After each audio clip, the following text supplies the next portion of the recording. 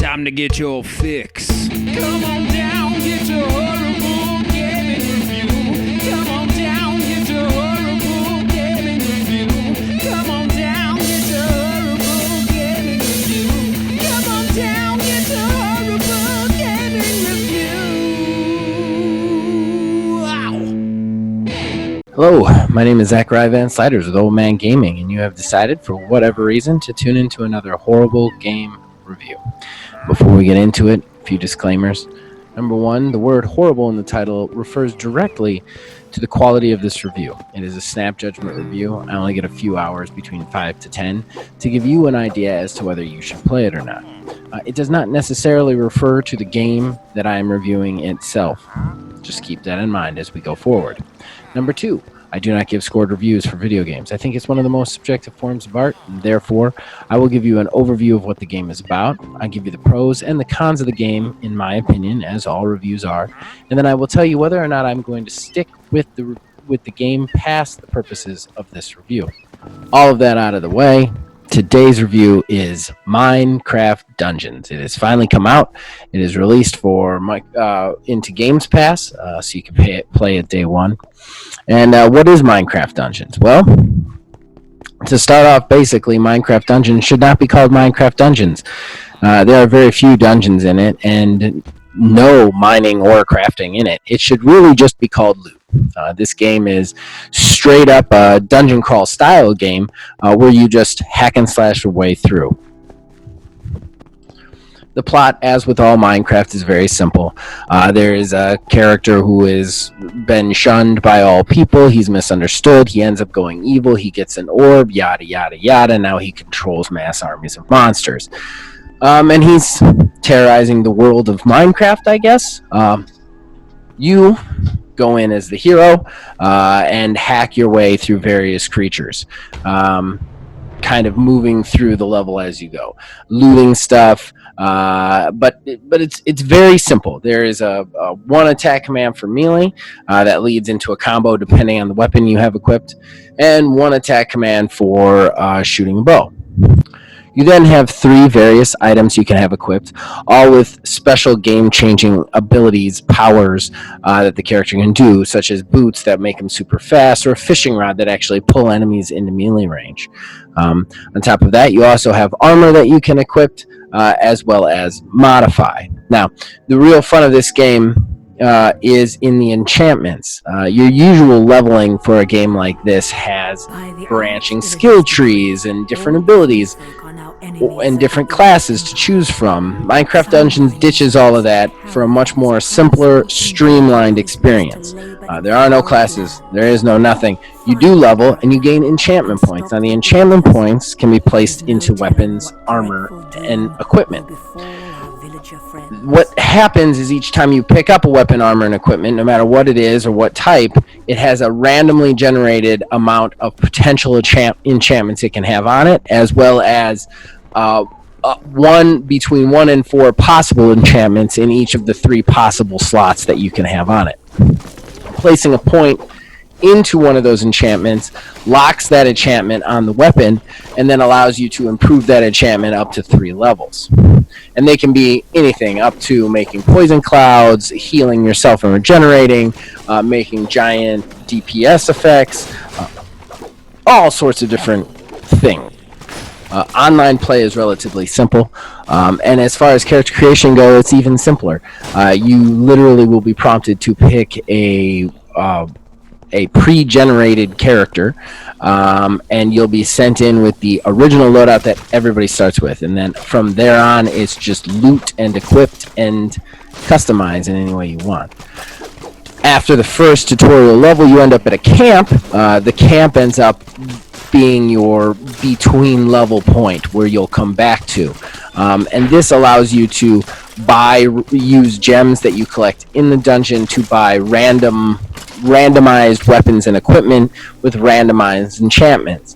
They're always level specific and appropriate to you. Now, each one of the levels has a dynamic range of difficulties and modifiers you can put on it, so that the challenge can go up. And while the levels themselves tend to be rather sprawling, long, and in-depth, the actual game itself can probably be completed in around 8 hours, going through each area. There are, however, multiple DLCs planned. I'm assuming from now until Infinium, if Minecraft Vanilla was any indicator, they'll be adding stuff to it forever. They already have a DLC planned for July, which is an incredible turnaround for me, in my opinion. So this game is definitely going to get bigger as it goes along. I feel compelled to share an anecdote that is fully realized when I played this game. I truly believe Mojang wanted to just make a dungeon crawler, and their contracts and their deals with Microsoft basically prohibited them from working on anything other than Minecraft. So this got skinned as Minecraft, because this game, with the exception of the fact of the boxy look that it has, bears no resemblance to Minecraft in playing or execution in any way, shape, or form. So all that out of the way, we should move into the pros and cons. I'm going to start positive. However, the biggest pro that I'm going to tell you is also probably going to be one of the biggest cons. We'll get to that part later, but the simplicity of this game and the ease of play is really where it shines, especially when it comes to playing with friends. Given the situation that we've had nationwide with, quarantines and being, sequestered and locked up in our houses, we've reached out to Zoom and whatnot to kind of strike these pseudo social gatherings. However, they make it kind of awkward, because whenever you're in an actual gathering, you're always doing something other than just talking to the person. Well, Minecraft Dungeons is the perfect thing for this. I almost feel like it missed its mark. It should have come out 2 months ago, because this game is fun enough that you are involved enough with it, but it's not so involving that you can't just have a conversation with the person you're playing with. We just started a show on the channel, not to put an indelicate plug in here, where we are playing Minecraft Dungeons, the three of us, and we pointed out a couple of times, the game is kind of perfect for what we're doing.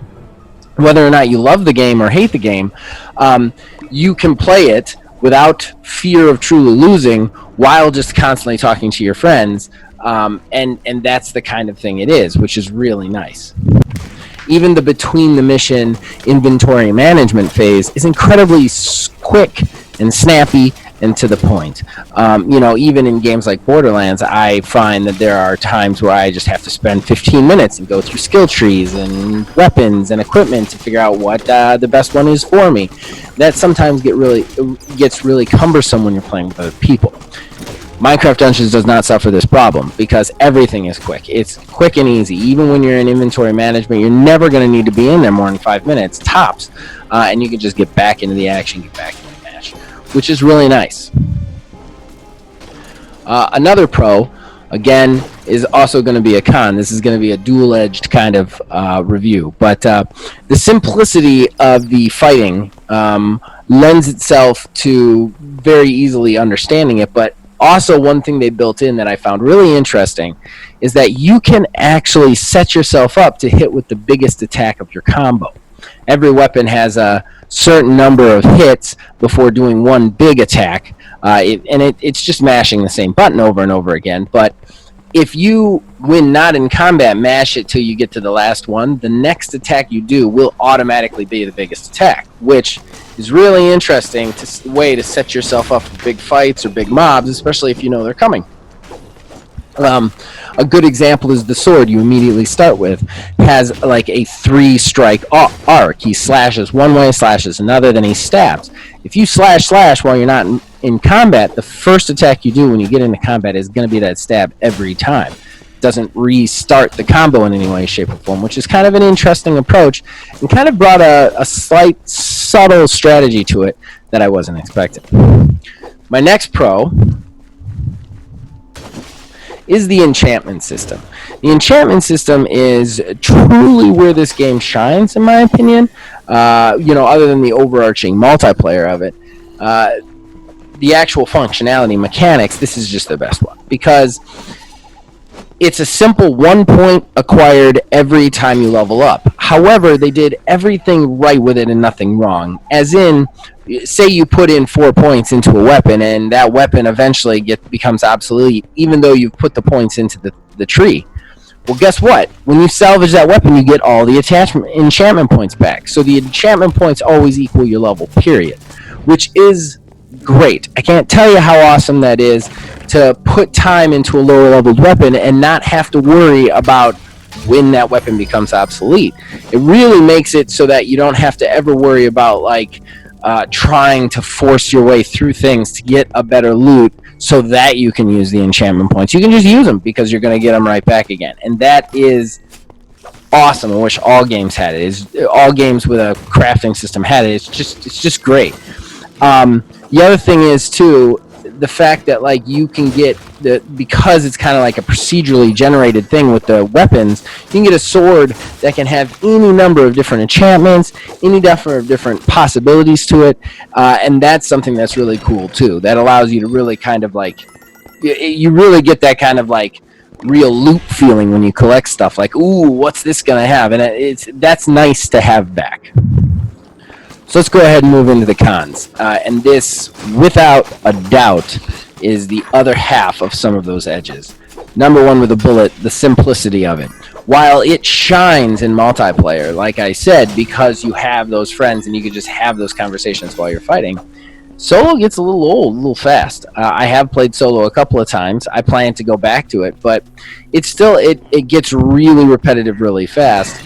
And because of that, I don't know, the longevity of the game might suffer a little bit, in my opinion. Just if you don't always have people on to play, it's not that fun. And that's something that hurts it a little bit. I do wish there was just a little bit more, something a little bit more in depth to this. I mean, this is really like Diablo for babies. It is absolutely the simplest, most stripped down version of a dungeon crawler you could get. And in ways that's going to be great, and in other ways it's not. One way it's going to be great is it's simple to drop into, it's easy to understand, and it's great to just play with friends. The downside, of course, though, is that once you've played it, you've played it. You know everything almost immediately. And without that lack of surprise, it kind of hurts it a little bit later. While as you go along, you can change the difficulty. You can get those bigger build diversities and higher abilities. That's great, I'm not saying it, but again, once you've played this for maybe an hour, you've seen everything you're going to see in this game. That's just the way it is. This feeds right into the other double-edged sword of a con, and that is the simplicity of the combat system. It's really just pressing a button over and over again as mobs come at you. The strategy comes into when you're shooting at things, and there is some subtle strategies to it, but still it's not in depth enough to really hold your interest unless you're playing with friends and just having a good time. That brings us to the stick with it part. And if you guys have been watching the channel, you've seen that we've already started a Let's Play in it, so we're probably going to be sticking with it for at least the foreseeable future since we're doing that Let's Play. And again, it is one of those games that's really easy to play with other people, really easy to just jump in and have fun with them. And the way to join multiplayer is super easy. So I think I will stick with this one, if nothing more than a time sink or than a way to record a good Let's Play with the Foundation. But other than that, it is what it is. It's not a bad game at all. I think it's a great game. I just think it's both put on a pedestal and suffers from its simplicity, and that's just the way it is. Okay, so that brings us to the end of the review. Thank you guys for watching, as usual. I love doing these, and I love you guys checking them out, even when you hate them. So please, if you like this, check out everything we have to offer. We're at Old Man Gaming DH on Facebook, at Old Man Gaming 9 on Twitter. You can join our Discord. The link is in the description below. You can influence all of our shows there, including what I review next. And then, of course, check out everything the channel has to offer, because as long as you guys keep watching and listening, we will keep making them. See you guys next week.